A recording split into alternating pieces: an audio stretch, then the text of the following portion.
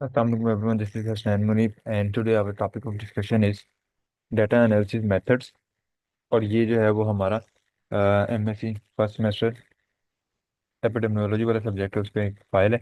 इसके अंदर जो है वो हम डिफरेंट डाटा एनालिसिस मेथड्स को जो है वो स्टडी करेंगे। तो talking about the definition, basically data analysis क्या होती है? Is the process of inspecting, cleansing, transforming and modelling data to extract meaningful insight. Basically data क्या होता है कि आप सिंपली अगर एक जगह पे गए and you just collected some points कि भाई 10 लोग डायबिटीज 10 लोग डायबिटिक्स हैं, 10 लोग हाइपरटेंसिव हैं, ठीक है। तो दिस इज द डाटा। अब इसकी बेस पे आप इंफॉर्मेशन क्या निकालते हो कि भाई यहाँ पे डायबिटीज की प्रेवलेंस ये है। तो कोई भी आपको फिगर्स मिल गए, एक बंदे का मतलब आपने चेक करना शुरू कर दिया। एक बंदे का शुगर लेवल निकला 180, दूसरे का निकला 190, तीसरे का निकला 175, चौथे का निकला, फास्टिंग की बात कर रहा हूँ फर्स्ट मैंने, तो चौथे का निकला 190। इसी तरह मतलब रैंडम। तो ये डाटा सेट्स हैं, आपने इनको ओवरऑल कंपाइल किया और उसकी बेस पे आपने चेक किया, क्योंकि 10 में से 8 लोग या 5 लोग ऐसे थे जिनके शुगर लेवल नॉर्मल नॉर्मल से ज्यादा था। इसका मतलब वो डायबिटिक थे। तो ये जो एक एक समझ आने वाली बात आपके सामने आई, दैट इज इंफॉर्मेशन। और उससे पहले जब आप टेस्टिंग कर रहे थे, अलग अलग बंदे का आप रिजल्ट सामने रख देते, तो you will not be able to justify कि ओके मतलब क्या है बात का, ठीक है। तो data analysis is basically a process जिसके अंदर आप इंस्पेक्ट करते हो जो भी डाटा आपके पास है, आप उसको देखते हो। क्लिनजिंग, क्लिनजिंग की मतलब है कि जो अनइवन डाटा है, जो अनयूजुअल डाटा है, जो कि रिक्वायर्ड नहीं है, उस डाटा को रिमूव कर देते हो जो आपके पॉइंट ऑफ इंटरेस्ट का नहीं है। ट्रांसफॉर्मिंग, कुछ डाटा को आप ट्रांसफॉर्म करते हो। एंड मॉडलिंग, डाटा ट्रांसफॉर्म और मॉडल करके आप उससे जो है वो इन्फॉर्मेशन बनाते हो। भी थोड़ा बहुत उसको करके कि ट्रांसफॉर्मेशन का क्या मतलब है कि आपको पता लग गया कि अच्छा इतने लोगों के इतने इतने शुगर लेवल हैं, तो आप उसको ट्रांसफॉर्म करते हो और मॉडल करते हो to get out the information कि भाई डायबिटिक्स कितने हैं, ठीक है। तो वो एक इन्फॉर्मेशन मीनिंगफुल इंसाइट मिल गई। Draw conclusion in sport sport decision making. अब इसकी बेस पे आपने जब पाकिस्तान लेवल पे इस काम को किया, तो उसके बाद आपने कंक्लूजन बना लिया। कंक्लूजन क्या बना लिया कि भाई पाकिस्तान में 5 में से 3 लोग या 5 में से 1 लोग, एक बंदा ऐसा लाजमी है जो कि डायबिटिक है, ठीक है। अब 5 में से 1 बंदा अगर डायबिटिक है या 2 बंदे डायबिटिक हैं, तो इसका मतलब है कि पॉलिसी डिसीजन मेकिंग क्या होनी चाहिए? But diabetic control. Decision making क्या है? पॉलिसी मेकिंग, ठीक है। तो वो हेल्प करता है डिसीजन मेकिंग को। Professional across sector like health care और डिफरेंट हेल्थ केयर जो है वो डाटा एनालिसिस करते हैं ताकि इन्फॉर्म्ड चॉइसेस बनाई जा सके। इन्फॉर्म्ड चॉइसेस क्या है? भाई उन्हें पता हो कि क्या चीज़ प्रिवेल कर रही है, क्या चीज़ जो है वो ज्यादा फैल रही है, या क्या चीज़ ऐसी है जो कि लोगों की प्रेफरेंस में है, तो उसके मुताबिक जो है वो डिसीजन लिए जा सके। इंपॉर्टेंस मैंने बता दें, इन्फॉर्म्ड डिसीजन मेकिंग आ गया, ठीक है। आपको पता होता है कि आपने जो भी आपने एक्शन लेना है उसका आपका टारगेट आउटकम क्या है। डेफिनेटली वो आपको डाटा से पता लगता है। Identifying pattern and trends, different data analysis करके आपको पता लगता है कि ओवरऑल ट्रेंड्स क्या चल रहे हैं। ट्रेंड्स क्या है कि शुगर इनटेक कितना चल रहा है, ठीक है। डिफरेंट पॉपुलेशन के अंदर क्या चल रहा है, पंजाब की पॉपुलेशन के अंदर शुगर इनटेक ज्यादा है या खैबर पख्तूनख्वा के अंदर ज्यादा है, तो ये ट्रेंड्स होते हैं, पैटर्न्स होते हैं, ठीक है। Validation and accuracy. Proper data analysis confirms the reliability and validity of finding, ensuring that the result accurately represents the phenomena being studied. जब आप प्रॉपरली डाटा को एनालाइज करते हो तो तभी आपको पता लगता है कि जो डाटा आपको मिला है वो एक्यूरेट है या नहीं है, ठीक है। जब एनालिसिस करते हो उसके बाद जब कंक्लूजन करोगे तो डेफिनेटली अगर डाटा ठीक होगा तो ही कंक्लूजन उसका बन पाएगा। अगर डाटा ठीक ना हो तो कंक्लूजन जो है वो नहीं आएगा। तो डाटा की जो एक्चुअल में एक्यूरेसी है वो किस तरह चेक की जा सकेगी? By data analysis. With that हमारे पास जो है नेक्स्ट हाइपोथेसिस टेस्टिंग है। Data analysis essential for testing research hypothesis and determining the significance of results, which allow researchers to confirm or reject their assumption based on empirical evidence. Hypothesis क्या है कि जिस तरह हम यूजुअली रिसर्च करते हैं तो हम एक हाइपोथेसिस देते हैं कि जो है जिस तरह मिसाल के तौर पे चिया सीड्स में help in reduction of obesity. Chia seed जो है वो ओबेसिटी रिड्यूस करने में हेल्प कर सकती है। तो वी गॉट अ पॉइंट। आपने एक पॉइंट दिया, अब आप इसको किस तरह करोगे? आप टेस्ट लगाओगे, आप चेक करोगे कि अच्छा चिया सीड्स दिए। चिया सीड्स देने के बाद you will came to know कि अच्छा अब चीज़ें उनके अंदर ओबेसिटी रिडक्शन हुई या नहीं हुई। अच्छा आपको पता लगा कि हाँ जी रिडक्शन हुई है, ठीक है, ओबेसिटी रिडक्शन हुई है। तो उसकी बेस पे अब आपने ये आपने बेसिकली किया क्या है? आपको किस तरह पता लगा बेस्ट रिडक्शन हुई है? आपने लोगों के टेस्ट किए, ठीक है। उनकी फर्ज कर लें आपने वेट चेक किया, वेट कम हुआ था। तो वेट हर बंदे का अलग अलग वेट क्या है उसका डाटा है, जो रिसर्चर के पास क्या आ गया डाटा आ गया। अब इस डाटा को उसने वो हाइपोथेसिस टेस्टिंग करने के लिए यूज करना था। भाई जब उसने डाटा को कंपाइल किया कंक्लूड किया तो उसे पता लगा कि हाँ भाई फर्ज कर लें कि उसके अंदर ओबेसिटी रिडक्शन आई, तो उसकी हाइपोथेसिस को टेस्ट किया जा रहा है बेसिकली। अगर तो वाकई रिडक्शन हुई तो इसका मतलब है हाइपोथेसिस ठीक थी, एक्सेप्ट कर लेंगे। अगर रिडक्शन नहीं हुई तो हाइपोथेसिस क्या थी, गलत थी, रिजेक्ट कर देंगे। तो हाइपोथेसिस को एक्सेप्ट या रिजेक्ट करने के लिए भी हमें डाटा एनालिसिस करना पड़ता है।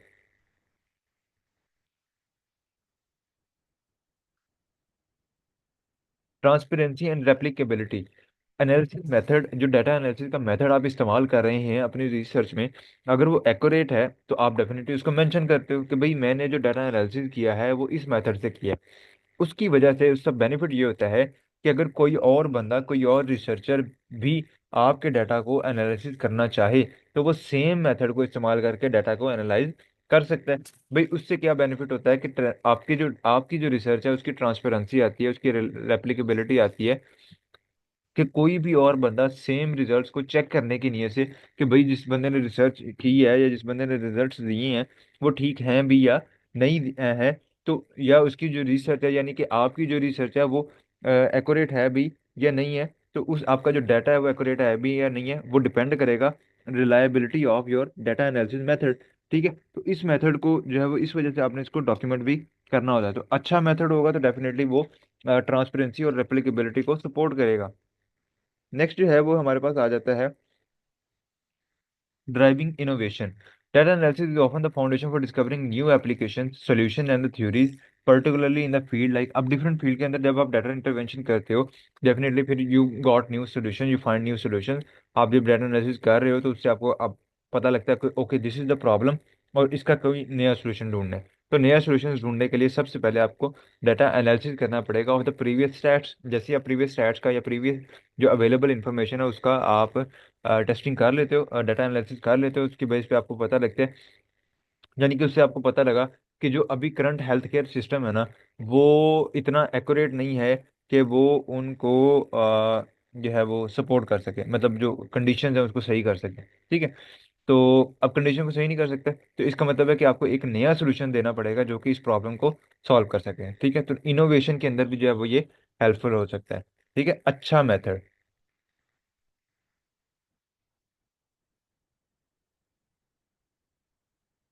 डाटा एनालिसिस मेथोडोलॉजीज जो है वो ऐसी टेक्निक्स एंड अप्रोचेज हैं जो कि एनालाइज और इंटरप्रेट डाटा करने में हेल्पफुल होती हैं। दो कॉमन इसमें क्वालिटेटिव डाटा एनालिसिस है, क्वांटिटेटिव है। क्वालिटेटिव वो है जो कि नॉन न्यूमेरिकल डाटा को कंपेयर करता है, ठीक है, ताकि किसी भी चीज़ का मतलब ज़्यादा डिटेल्ड मतलब समझ आ सके। और जो क्वांटिटेटिव डाटा एनालिसिस है ये basically figures, facts and figures को जो है वो स्टडी करता है। स्टैटिस्टिकल टेक्निक्स होती हैं इसके अंदर जिसके अंदर आप न्यूमेरिकल डाटा को चेक करते हो ताकि आपको क्या पता लगे कि पैटर्न क्या है, ओवरऑल डायबिटीज की क्या रेशियो है, ओवरऑल शुगर इनटेक क्या है। ठीक है, तो ये आपको पता लगेगा। क्वालिटेटिव क्वांटिटेटिव डाटा एनालिसिस है। लेकिन अगर आप एक चेक करना चाहते हो कि एक पॉपुलेशन है उसमें डायबिटीज क्यों फैल रही है, ठीक है, उसमें बहुत ज़्यादा डायबिटीज क्यों फैल रही है, तो उसके लिए आपको क्या करना पड़ेगा, क्वालिटेटिव डाटा एनालिसिस। भाई उसमें मल्टीपल 100 हो सकता है, 10-15 किस्म के कॉजेज आ जाएं, हर बंदा अपनी अपना वजह बताएगा कि मेरी मेरी ये वजह है। हर बंदे में डिफरेंट वजह होगी डायबिटीज के आने की, सारों में शुगर इनटेक नहीं होगा। तो उसमें नॉन न्यूमेरिक डाटा होता है और आपको चीज़ें डिटेल्ड समझ आती हैं। हो सकता है आपको कोई ऐसा केस भी मिल जाए जिसमें कोई ऐसा कॉज हो डायबिटीज का जो पहले कभी आपने सुना ही नहीं। ठीक है, तो it will give a new theme, a new meaning of whole condition. Qualitative data analysis के आगे हमारे पास फर्दर टाइप्स हैं। थीमेटिक एनालिसिस है, कंटेंट एनालिसिस है, narrative analysis and ground theory है। इन सबको एक एक बार जो है वो बारी बारी करते हैं। Thematic analysis is one of the most commonly used method in qualitative research. It involve identifying and analysing themes और pattern within qualitative data. हम उस क्वालिटेटिव डाटा के अंदर क्या फाइंड आउट करेंगे, थीम फाइंड आउट करेंगे।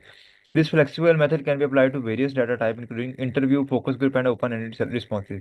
और ये डाटा एनालिसिस मेथड डिफरेंट तरह के डाटा कलेक्शन मेथड पे लग सकता है। मतलब अपने इंटरव्यू के जरिए, interview, focus group and open ended survey, ये बेसिकली क्या है, ये डाटा कलेक्शन मेथड्स थे। ठीक है, डाटा कलेक्शन मेथड से, ये डिफरेंट तरह के डाटा कलेक्शन मेथड से इनसे आपने डाटा कलेक्ट किया।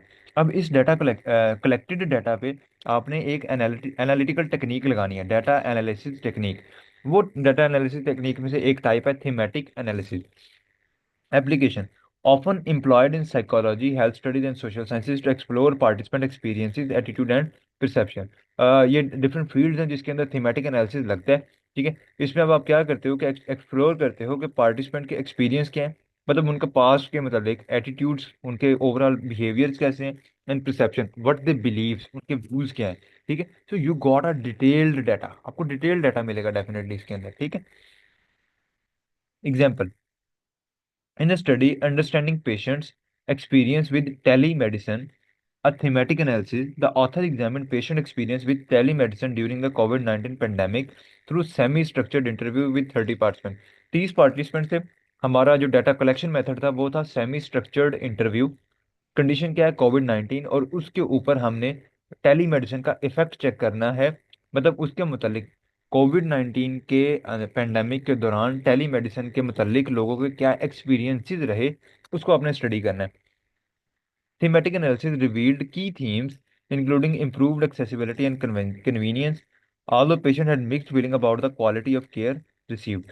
मतलब वो कहता है कि इसके अंदर आपने एक थीम सेट कर लिया, आपने की थीम्स निकालने होते हैं भाई, कौन कौन से ऐसे मेजर आप कह सकते हो हेडिंग्स, आप कह लो एरियाज कह लो of that particular thing is, को जिसको आप स्पेसिफाई करते हो कि भाई इन इन थीम्स को मैंने पढ़ना है। लाइक इम्प्रूव्ड एक्सेसिबिलिटी, भाई उन टेलीमेडि कोरोना के दौरान टेलीमेडिसिन के मतलब एक्सेसिबिलिटी यानी इनकन्वीनियंस बढ़ी उसके लिए। Technical challenges such as poor connectivity and lack of emotional connection during virtual visit were notable concerns। ठीक है। पार्टिस अब इसमें इस स्टडी में उसने क्या कहा कि उसको मिक्स्ड फीलिंग मिली, और उसमें उसने क्या कहा कि इम्प्रूव। अब देखें, आपने सिंपल पूछा भी टेली मेडिसिन के होने से आपका एक्सपीरियंस क्या रहा, उन्होंने कहा भी एक्सेसिबिलिटी एंड कन्वीनियंस बढ़ गई। ठीक है। कि हमें जो है वो मेडिसिन मिल भी जाती थी, और कन्वीनियंस क्या है, आसानी से मिल जाती थी। लेकिन उसके साथ साथ क्या है कि और चैलेंजेस क्या, अच्छी अच्छे रिव्यूज उन्होंने दे दिए, और बैड रिव्यूज क्या थे, या उन्हें नुकसानात या जो उन्हें मसले मसाइल थे वो क्या थे। भाई poor connectivity, a lack of emotional connection during virtual visits were notable concern. एक emotional one on one connection नहीं होता। सिंपल एक मेडिसिन है जो कि आपने स्टोर से बाय की है, और वो स्टोर आपके पास आ गया, वन वन पर्सनल कनेक्शन नहीं है, तो इमोशनल कनेक्शन बिल्डअप नहीं है। Participants expressed a preference for a hybrid model that combined telemedicine with in-person consultation। उन्होंने क्या कहा कि टेलीमेडिसिन बेसिकली इस तरह, जिस तरह ऐप के जरिए आपको एक डॉक्टर जो है वो बात कर रहा है, पर आपसे जो है वो आपकी कंडीशन के बेस पे आपको मेडिसिन प्रेफर करता है। ठीक है। वो कहते हैं कि लोगों ने ओवरऑल एक थीम है हमारे पास टेलीमेडिसिन के मतलब, तो लोगों ने ओवरऑल क्या बताया कि जो मॉडल है ना वो दोनों तरह का होना चाहिए भी। कभी अगर नहीं फिजिबिलिटी तो, या अगर वैसे मेडिसिन वगैरह मंगवानी है तो टेलीमेडिसिन भी हो जाए, लेकिन जहाँ ज़रूरत है वहाँ इन पर्सन जो है वो कंसल्टेशन भी होनी चाहिए, ताकि ओवरऑल टेली हेल्थ जो है वो फेस टू फेस इंटरेक्शन के साथ साथ एक मिक्सअप फॉर्म में चल सके। ठीक है। तो उसने एक रिसर्च की, उसमें उसने टेलीमेडिसिन के मतलब लोगों के रिव्यूज़ लिए कुछ, जो अच्छे रिव्यूज थे जिस चीज़ के मतलब, या जिस एक फैक्टर के मतलब अच्छे रिव्यूज थे, वो थे एक्सेसिबिलिटी एंड कन्वीनियंस, और कुछ के मतलब बुरे रिव्यूज थे कि ये को नुकसान हुआ। And then they gave a solution कि भाई हाइब्रिड मॉडल आ जाए, बजाय इसके कि खाली टेलीमेडिसिन या खाली इन पर्सन मॉडल जो है वो चलता रहे।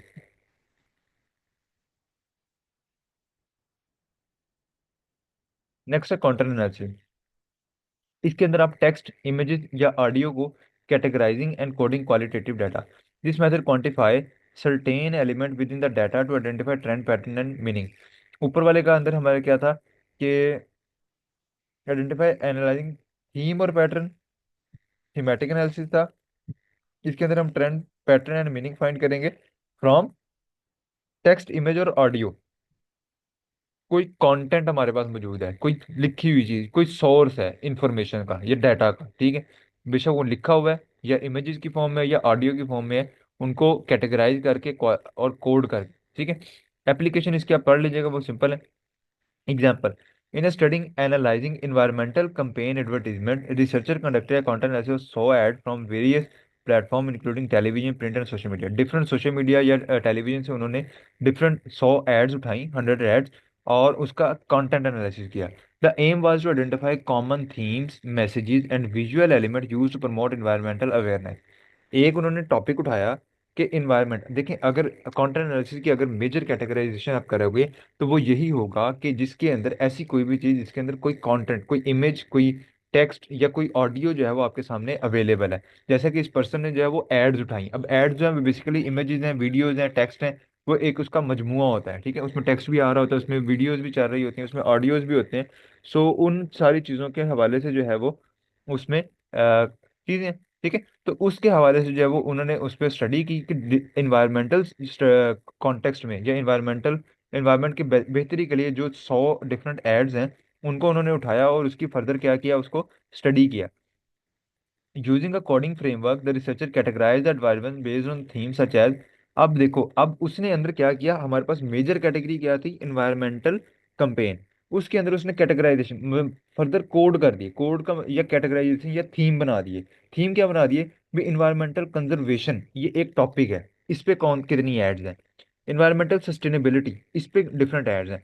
इन्वायरमेंटल क्लाइमेट एक्शन, ठीक है, क्लाइमेट एक्शन ये अलग कैटेगरीज बना दी इन्वायरमेंटल कंपेन के अंडर।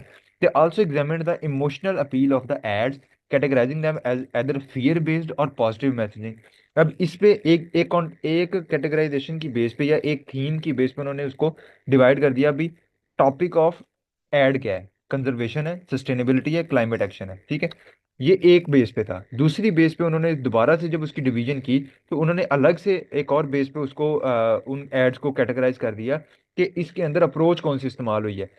आया कि लोगों को डराया गया है कि अगर आपने ऐसा ना किया तो इन्वायरमेंट ऐसे खराब हो जाएगा, या लोगों को जो है वो प्रमोट किया गया कि आप इस तरह ये अच्छी चीजें जो है वो करें, जिससे जो है एनवायरनमेंट जो है वो बेहतर हो जाएगा। तो किस तरह की जो अप्रोच है उसको फॉलो किया गया था।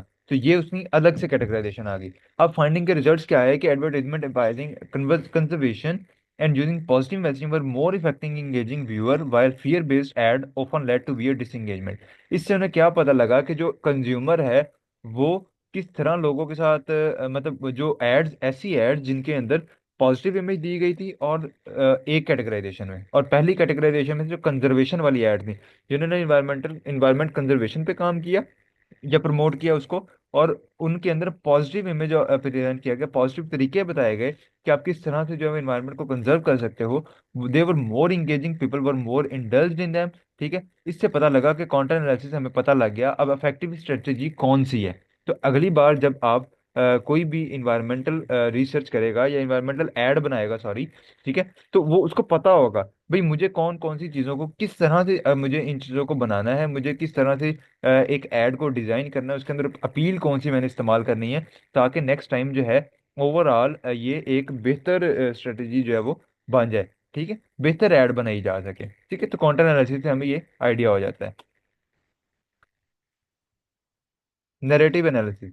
Narrative analysis focus on stories individual tell and the meaning they attach to their experiences. This method emphasizes the structure and content of narrative, exploring how people construct their identity and interpret their life. भाई इसमें क्या है कि एक story है, different story जो लोग बताते हैं और उसके मतलब उनका अपना नैरेटिव क्या होता है, अपना उनका एक्सपीरियंस क्या होता है, ठीक है। मतलब एक ही स्टोरी, एक ही बात, डिफरेंट तरह के लोग डिफरेंट तरह से एक्सप्लेन करते हैं। तो एक ही बात का अगर एक ही बात है, सेम बात, मेरे मुताबिक उसका मतलब और होगा, आपके मुताबिक उसका मतलब और होगा। इन मतलबों को इकट्ठा करना, इनको स्टडी करना जो है वो नैरेटिव एनालिसिस होता है। एप्लीकेशन इसकी डेफिनेटली साइकोलॉजी, सोशियोलॉजी वगैरह के कॉन्टेक्स्ट में आएगी, जहां आपने पर्सनल एक्सपीरियंसेस को आइडेंटिफाई करना होता है, मतलब समझना होता है कि हर बंदे का डिफरेंट एक्सपीरियंस होता है एक ही स्टोरी के मतलब। किसी को जो है वो ट्रैवलिंग पसंद है तो किसी के लिए जो है ट्रैवलिंग एक ऐसे अजाब है, ठीक है। तो ये पर्सनल एक्सपीरियंस है ये।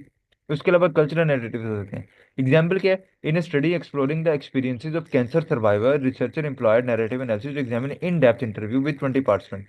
Interviews in-depth interview was the data collection method. 20 participants थे और उन्होंने चेक ये करना था कि जो कैंसर सर्वाइवर हैं, यानी कि ऐसे लोग जो कैंसर में सर्वाइव कर रहे हैं, कैंसर की कंडीशन में, उनके नैरेटिव लिए जाएं।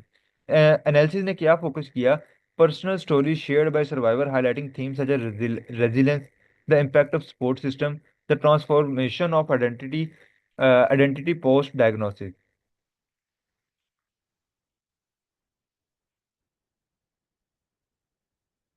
अच्छा, इसमें अब आपने नैरेटिव देखें, उन्होंने जो रिसर्चर है उन्होंने एक कंडीशन दे दी कि भाई ओवरऑल जो लोग कैंसर सरवाइव कर गए, अब उन्होंने चेक करना था कि उनका अपना एक्सपीरियंस क्या था इस पूरे फेज के मुतालिक, जिसमें उन्होंने कैंसर का वो पूरा जो एक टाइम गुजारा, उसमें उनका अपना नैरेटिव या उनका एक्सपीरियंस क्या था। ठीक है, तो अब उन्होंने by analysing the structure and content of these narratives, ये डिफरेंट तीन नैरेटिव, तीन चार नैरेटिव दे दिए कि सपोर्ट सिस्टम का क्या इम्पैक्ट आता है उन पे, रेजिलियंस का क्या इम्पैक्ट आया, transformation of identity post diagnosis, कि भाई डायग्नोसिस, जब कैंसर डायग्नोसिस हुआ उसके बाद जो उनकी ओवरऑल ट्रांसफॉर्मेशन होती है, ठीक है, उसके अंदर उनका क्या इम्पैक्ट आया। By analyzing the structure and content of these narratives, the researcher found that many survivors recounted a journey of hope and personal growth despite the challenges faced.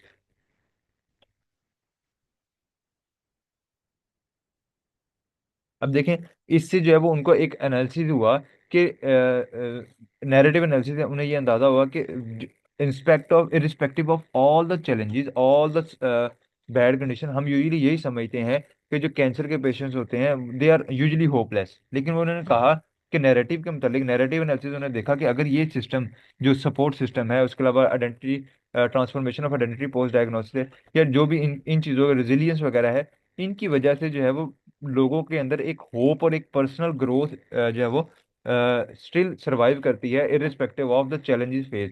मतलब चैलेंजेस होते हैं, कैंसर की स्टेज जो है वो already एक challenging state होती है, but still if these system are given, तो उससे जो है वो एक चीज सामने आती है कि लोगों के अंदर जो एक होप है। ठीक है, तो नैरेटिव है, अब लोगों का अब उन्हीं चीज़ों के मतलब एक सिस्टम चल रहा है, डिफरेंट लोगों के उसके मतलब क्या पर्सपेक्टिव है उनका अपने एक्सपीरियंस की बेस पे, वो एक चीज के मतलब क्या गुमान रखते हैं, भाई ये अच्छा था बुरा था, मेरा एक्सपीरियंस अच्छा रहा बुरा रहा, तो उस चीज को हम नैरेटिव एनालिसिस कहते हैं।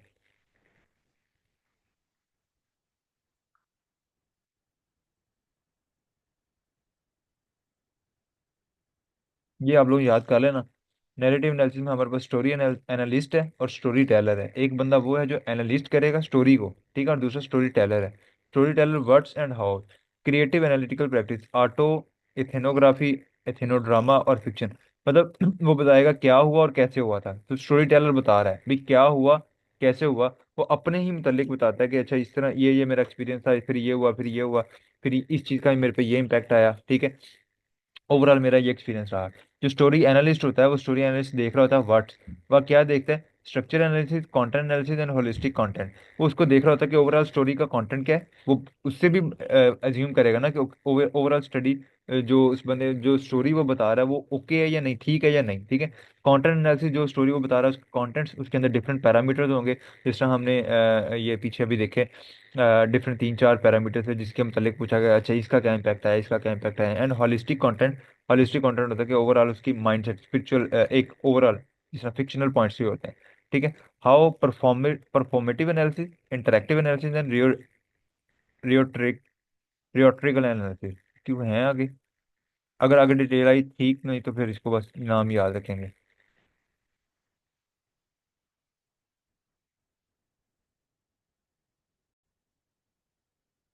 अच्छा, नेक्स्ट हमारे पास है ग्राउंडेड थ्योरी एनालिसिस।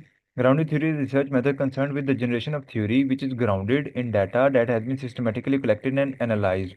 इससे ये है कि ये थ्योरी एनालिसिस, ये जो एनालिसिस है इसके जरिए ये चेक किया जाता है कि जो डाटा हमारे पास आया है इससे हमें कोई नई थ्योरी बन जाए। ठीक है, कोई नई थ्योरी, कोई नया हाइपोथेसिस जो है वो, कोई एक नई बात, कोई एक नया कंक्लूजन जो है वो हम इसमें से निकाल सकें। ठीक है, मेनली एक थ्योरी को जनरेट करना फ्रॉम द प्रोवाइडेड डाटा। जब थ्योरी जनरेशन का काम करेंगे उसको हम कहेंगे grounded theory analysis. It is also use to uncover such thing as social relationships and behaviour of groups known as social processes. और ओवरऑल लोगों के जो सोशल बिहेवियर्स हैं, या एक सोसाइटल पॉइंट ऑफ व्यू से जो भी प्रोसेसेस होते हैं उनको चेक करना। होता ये है कि यूजुअली हम जो रिसर्चेज करते हैं हम पहले एक हाइपोथेसिस बनाते हैं कि भाई इस चीज़ से ये बेनिफिट आएगा। ठीक है, उसके बाद उस हाइपोथेसिस को अप्रूव या डिसअप्रूव करने के लिए हम डाटा कलेक्ट करते हैं। इन जो ग्राउंडेड थ्योरी है ये इंडक्टिव अप्रोच है, इसमें क्या होता है कि डाटा हमारे पास ऑलरेडी होता है और हम उससे नई थ्योरीज निकालते हैं। ठीक है, पहले वाले में हम एक हाइपोथेसिस या थ्योरी बनाते हैं भाई ये होगा, उसके बाद डाटा कलेक्ट करते हैं, फिर उससे उसको हाइपोथेसिस को साबित करके थ्योरी बना देते हैं। ठीक है, कन्वर्ट कर देते हैं थ्योरी में। जबकि जो ग्राउंडेड थ्योरी एनालिसिस है इसमें हमारे पास डाटा ऑलरेडी अवेलेबल है, उसमें से हम थ्योरीज निकालते हैं।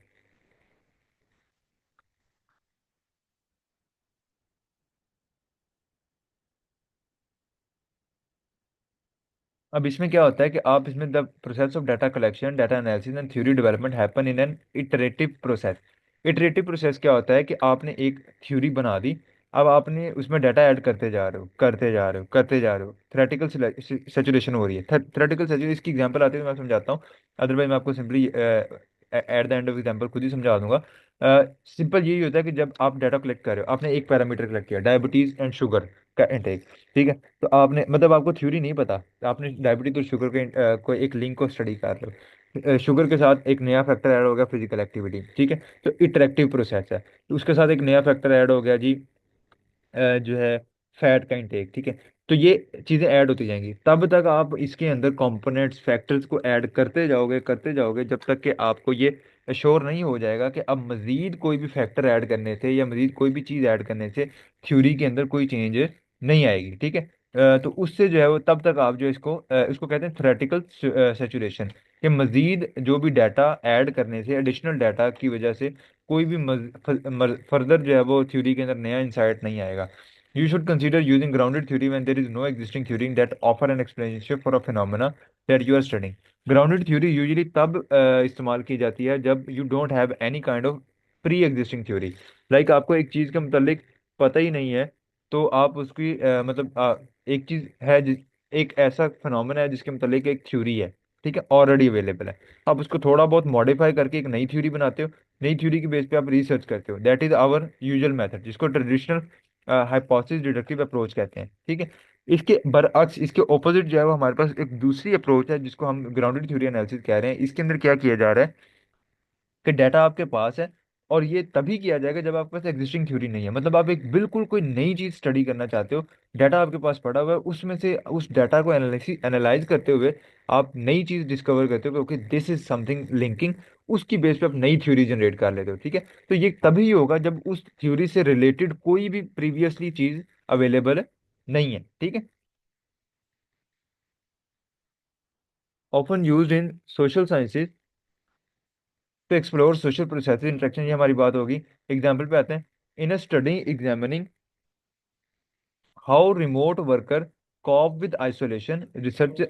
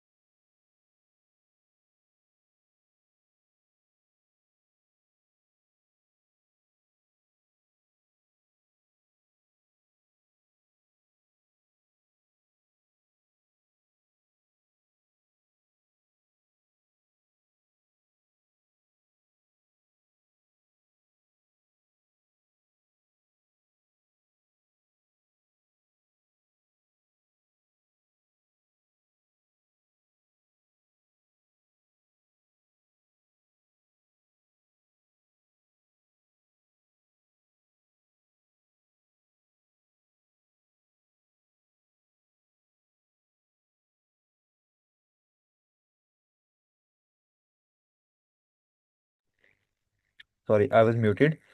In a study examining how remote worker cope with isolation, example basically हम कर रहे थे। तो मैंने ये कहा था कि उन्होंने एक स्टडी की 25 लोगों की, कि ऐसे रिमोट वर्कर वो लोग जो कि एक डिफरेंट जगह पे जो है वो काम करते हैं, मतलब उनकी कोई स्पेसिफिक लोकेशन नहीं है, तो डेफिनेटली हर बार कभी ना कभी नए लोग उनसे मिलते रहते हैं, ठीक है। तो वो अपनी तन्हाई से या अपने अकेलेपन से जो है वो किस तरह जो है कॉप करते हैं, ठीक है। तो उस तरीके में they research using ground theory analysis. अब उसने ग्राउंड थ्योरी एनालिसिस निकाला, उन्होंने 3 प्रॉब्लम आइडेंटिफाई की। Social analysis, social isolation, work life balance and virtual communication challenges, ये तीन थे भाई। सोशल आइसोलेशन, लोग एक इर्द गिर्द है नहीं, जिंदगी और काम के दरमियान में एक बैलेंस कैसे वो मेंटेन करते हैं। अब उन्होंने एनालिसिस करना शुरू किया और इन प्रॉब्लम्स के जब जो है वो ऊपर स्टडी करनी शुरू की, तो देर गॉट अ सोल्यूशन। अब ये ड्यूरिंग स्टडी उन्हें नई चीज एक मिल गई कि ऐसे लोग, उन्होंने उन प्रॉब्लम्स को स्टडी कर रहे थे, प्रॉब्लम से उनको फाइंड आउट हुआ कि ऐसे लोग जिनकी जिंदगी में एक स्ट्रक्चर्ड अप्रोच थी, वो सुबह शाम को एक पूरा स्ट्रक्चर वे में रखते थे, भाई इस टाइम पे ये काम करना है, इस टाइम पे ये करना है, इस टाइम पे फलां बंदे को मिलना है, इस टाइम पे फलां बंदे को मिलना है। They were better able to solve their social isolation rather than those जिनके पास एक स्ट्रक्चर अप्रोच नहीं थी, कि वो कभी कोई काम कर रहे हैं, कभी कोई कर रहे हैं, कभी क्या कर रहे हैं, कभी क्या कर रहे हैं, कभी मुकम्मल वेले हैं, कभी बहुत ज्यादा बिजी हैं। ठीक है, तो इस वजह से उनके अंदर जो वो इतनी ज्यादा नहीं थी। तो ये जो सोल्यूशन था, ये पहले से जहन में नहीं था। ये जो सोल्यूशन था, ये पहले से जहन में नहीं था। ये सोल्यूशन कब आया? ड्यूरिंग द स्टडी, प्रॉब्लम को स्टडी करते हुए सोल्यूशन सामने आ गया। ठीक है, तो इसको हम कहते हैं ग्राउंडेड थ्योरी एनालिसिस। नेक्स्ट हमारे पास है क्वांटिटेटिव एनालिसिस। ये सिंपल होते हैं। व्हाट हैपन, क्या हुआ था, वो डिस्क्रिप्टिव एनालिसिस हो जाएगा। क्यों हुआ, वो डायग्नोस्टिक एनालिसिस हो जाएगा। अब आगे क्या होगा? प्रिडिक्टिव एनालिसिस, कि आगे क्या होने लगा है। And how can we make it happen, prescriptive analysis, कि अगर आगे कुछ होने वाला है, कुछ गलत होने वाला है, तो उसको ठीक कैसे करना है। और अगर कुछ ठीक होना है आगे फ्यूचर में, तो उसको मतलब उस चीज को प्रमोट कैसे करना है। ठीक है। डिस्क्रिप्टिव साइड क्या है? हाइंड साइड, मतलब पास्ट का देखना, पहले क्या होता रहा है। ठीक है। डायग्नोस्टिक और प्रिडिक्टिव जब वो यहाँ पे आ जाती है, डायग्नोस्टिक साइड क्या होता है कि इनसाइट, अभी देखना। ठीक है। What happen, that was happened in the past, why did happen, और व्हाट विल हैपन, ये हम कर रहे हैं आज में, कि भाई जो पहले हुआ वो क्यों हुआ, और इसकी वजह से आगे क्या होने वाला है, ये आज की बात कर रहे हैं, आज डिस्कस करने वाले हैं। और प्रिस्क्रिप्टिव एनालिसिस होता है फोर साइड, कि आगे होने वाला, आगे जो होने वाला है उसको हमने ठीक कैसे करना है। Descriptive analysis is the statistical method used to summarize and describe the main feature of a data set. It involves organizing, sampling, visualizing, किसी भी डाटा को समझना। ठीक है, डाटा हमारे पास है, उसकी इंफॉर्मेशन निकालना, जो वो क्या है? डिस्क्रिप्टिव एनालिसिस है। Basic pattern distribution with in the data, offering insight without drawing conclusion, testing hypothesis, कोई हाइपोथेसिस नहीं निकाल रहे, कोई कंक्लूजन नहीं निकाल रहे। ठीक है, सिंपली आप एक डाटा को समझ रहे हो, सिंपल। ठीक है। एनालिसिस कॉमन इनको like mean, median, average population कौन सी है, मेल ज्यादा है, फीमेल ज्यादा है। ठीक है। ये इस तरह की चीजें। ठीक है। उन उस तरह की चीजों को, जो स्टैंडर्ड डेविएशन क्या है, वेरिएंस क्या है, ओवरऑल पॉपुलेशन लेवल पे डायबिटीज कितने हैं, कितने नहीं है, तो सिंपल सिंपल सिंपल चीजें निकालना क्या है? डिस्क्रिप्टिव एनालिसिस है। Measurement of centre tendency, measure of centre statistical tool used to identify the centre or typical value within a data set. एक डाटा सेट की सेंट्रल वैल्यू क्या है? Stat के अंदर हम यूजुअली ये करते भी रहे हैं, आप लोग पढ़ के भी आए होंगे। This measure summarise data but providing a single representative value, helping to understand where most of data point fall. अब सेंट्रल टेंडेंसी क्या है? कि एक सेंट्रल पॉइंट आ गया, आपने 100 लोगों का जो है वो ब्लड शुगर लेवल चेक किया, तो उनमें आपको एवरेज वैल्यू क्या मिली, कि फर्ज कर लें एवरेज वैल्यू, यानी कि कुछ की 150 थी, कुछ के 180 था, 170 था, तो सेंटर इन सब का सेंटर पॉइंट निकाला, 175 मिल गया। फर्ज कर लें हमें 175 एक सेंटर पॉइंट मिल गया। So we will be assuming कि मोस्ट ऑफ दैट डाटा और the most of people blood sugar level lies around 175, तो एक सेंट्रल पॉइंट आ गया। ठीक है, इससे हमें एक ओवरऑल एक इमेज बन जाती है कि ओवरऑल इस पॉपुलेशन का क्या सीन है। हमने कोई कंक्लूजन नहीं दिया, हमने कोई बैठ के रिजल्ट्स नहीं निकाले, we just interpreted the data central point. Mean, median, mode, आपको ये डेफिनेशन आती हैं। Measure of dispersion, measure of dispersion describe how spread out or variable the data point are around the central tendency। अब पिछले बारे में हमने देखा जो measure of central tendency था, कि भाई सेंट्रल वैल्यू कौन सी है। ठीक है, सेंट्रल वैल्यू, मेन वैल्यू क्या है। और जो डिस्पर्शन है, वहां से हम ये चेक करते हैं कि उस सेंट्रल वैल्यू से डाटा कितना फैला हुआ है। भी मिनिमम वैल्यू फाइंड करेंगे, मैक्सिमम वैल्यू फाइंड करेंगे। ठीक है, मिनिमम वैल्यू फॉर कर ले हमें मिली 130, और मैक्सिमम वैल्यू जो है वो उसी डाटा सेट में हमें मिली 220। ठीक है, तो ये एक डाटा फैला हुआ है। अगर इसी डाटा सेट में मिनिमम वैल्यू हमें मिलती 160 और मैक्सिमम मिलती 180, तो इसका मतलब है डाटा जिसकी जो डिस्पर्शन है, जो फैलाव है, वो कम है। पहले वाले केस में डाटा का डिस्पर्शन या फैलाव जो है वो बहुत ज्यादा था। ठीक है, तो ये चीज आ जाती है। इसमें रेंज है, हाईएस्ट और लोएस्ट वैल्यू के दरमियान में फर्क। वेरिएंस है, कि ओवरऑल कितने मीन से कितनी दूर डाटा वेरी कर रहा है। एवरेज स्क्वायर डेविएशन, कि ओवरऑल डाटा कितनी दूर जो है वो मीन से जा रहा है। Standard deviation, standard root of variance है। इससे हमें पता लगता है वेरिएबिलिटी मोर, मतलब जो वेरिएबिलिटी है ना, उसको मजीद अच्छे तरीके से जो पढ़ना है, या उसको समझने के लिए हमें स्टैंडर्ड डेविएशन होती है, क्योंकि स्टैंडर्ड डेविएशन का वही यूनिट होता है जो कि वैल्यू का असल में होता है। ठीक है, लाइक अगर आप ब्लड शुगर लेवल mg/dl में चेक कर रहे हो, तो स्टैंडर्ड डेविएशन भी mg/dl में ही आपको डाटा सेट जो है वो प्रोवाइड करता है। ठीक है, नेक्स्ट है हमारे पास data visualisation. Graph and chart की फॉर्म में हमारे पास होते हैं, we know about it, bar चाहे पाई चार्ट और इस तरह की चार्ट्स की फॉर्म में और टेबल्स की फॉर्म में अगर डाटा आएगा, डाटा विजुअलाइजेशन है। एग्जांपल की बात करते हैं, in a survey study on exercise habits researcher might use descriptive analysis to summarise responses. अब एक सर्वे स्टडी के अंदर जो एक्सरसाइज हैबिट पे की जा रही है कि लोगों के अंदर एक्सरसाइज का क्या लेवल है, they calculate the average hour per week spent exercising, identifying the most common exercise type. अब उन्होंने ये चेक किया कि ओवरऑल लोग कितना वक्त गुजारते हैं एक्सरसाइज में, तो ये मीन आ जाएगा। ठीक है, कि कितना कितना गुजारते हैं, कौन सी एक्सरसाइज सबसे ज्यादा की जाती है, सबसे ज्यादा वाली जो वैल्यू होती है वो मोड होती है। एंड डिटरमाइनिंग का एज रेंज ऑफ पार्टिसिपेंट, और ओवरऑल देखना कि इस तरह की एक्सरसाइज में कौन से ज्यादातर लोग किस एज के हैं। बाय विजुअलाइजिंग फाइंडिंग ग्राफ और चार्ट, अब इनको आपने आगे ग्राफ्स और चार्ट की फॉर्म में प्रेजेंट कर देना है, that will be your descriptive data analysis. एक और एग्जांपल दिया, research study on dietary habit among college student, served 500 participant और उनके डिफरेंट फैक्टर उन्होंने चेक किए। फाइंडिंग से पता लगा an average of 2.8 meals per day, लोग ये जो बच्चे हैं वो उनकी एक एवरेज निकाली कि ओवरऑल कोई 4 बार खाना खाता होगा, कोई 2 बार खाता होगा, कोई 1 बार खाता होगा। तो एवरेज उन्होंने क्या निकाल दी कि 2.8 मील पर डे हर बच्चा खाता है। 30% स्टूडेंट जो है वो मील स्किप करते हैं, 40% ने जो है वो प्रेफर किया फास्ट फूड को। ठीक है, additional student average 1.5 snack daily, यानी कि कोई एक स्नैक खाता था, कोई 4 खाता था, कोई 3 खाता था, तो एवरेज जब उन्होंने निकाली तो 1.5 निकली। ठीक है, these result suggest a trend toward convenience food and highlight the need for targeted nutrition education promote healthier eating habit. भाई इससे पता लगा कि लोग जो है वो कन्वीनियंस को प्रेफर करते हैं, वो इस चीज़ को प्रेफर करते हैं कि वो खाना जल्दी मिल जाए और फास्टली मिल जाए, तो फौरन से मिल जाए। ठीक है, जो जल्दी मिल जाए और जो इजीली मिल जाए वो खाना लोग प्रेफर करते हैं। ठीक है, तो इससे आपको एक अंदाजा हो जाता है कि आपने अपनी पॉलिसीज को, अपने न्यूट्रिशन एजुकेशन प्रोग्राम्स को किस तरह जो है वो मॉडिफाई करना है।